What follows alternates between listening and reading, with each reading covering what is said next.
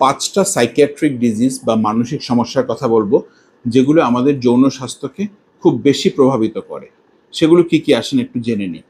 Number 1 হচ্ছে mood disorder. আমরা অনেকে বাইপোলার মুড ডিসঅর্ডারের রোগী, কখনো ভালো কখনো মন্দ। এই মুড ডিসঅর্ডার যাদের থাকে তাদের কিন্তু ল্যাক অফ লিবিডো হবেই। সেটা মুড ডিসঅর্ডারের কারণে হয়, ব্রেনের কিছু ফাংশনের কারণে, এছাড়া দেখা যাচ্ছে এগুলোর জন্য যে আমরা ওষুধগুলো ইউজ করি সেগুলো থেকে হয়। 2 নাম্বার হচ্ছে অ্যাংজাইটি। অ্যাংজাইটি হলে কি হয়, আমাদের ব্লাডে কর্টিসল বাড়ে।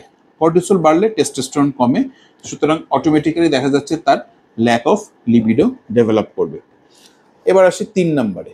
3 নাম্বার হচ্ছে সিজোফ্রেনিয়া। সিজোফ্রেনিয়া শব্দটার সাথে আমরা অনেকেই পরিচিত, অনেকে আমরা এই সিজোফ্রেনিক পেশেন্টদের পাগল বলে থাকি, যেটা বলা একেবারে আসলে উচিত না। কারণ সিজোফ্রেনিয়া রোগটা কিন্তু ব্রেইনের এক ধরনের বায়োকেমিক্যাল ফাংশন থেকে আসে। এটা রোগের তেমন কিছু করার থাকে না এখানে, এবং সিজোফ্রেনিয়া কিন্তু আপনাকে লং টার্ম ট্রিটমেন্ট করতে হয়। সিজোফ্রেনিয়া পেশেন্টদের দেখা যায় যে অধিকাংশ ক্ষেত্রে যাদের সেক্স ডিজায়ারটা নাই বললেই চলে।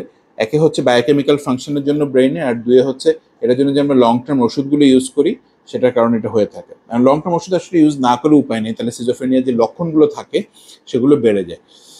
4 নাম্বার হচ্ছে সাবস্টেন্স অ্যাবিউজ। তার মধ্যে ক্যানাবিস, হেরোইন, এই দুটো সাবস্টেন্সে দেখা যায় যারা দীর্ঘদিন ধরে অ্যাবিউজ করে আসছেন তাদের ল্যাক অফ লিবিডো হবে এবং তাদের ব্লাড ভেসেলের নাইট্রিক অক্সাইডের পরিমাণ কমবে, তো সুতরাং তাদের ইরেকটাইল ডিসফাংশন হবে। নাম্বার 5 হচ্ছে চাইল্ডহুড ট্রমা।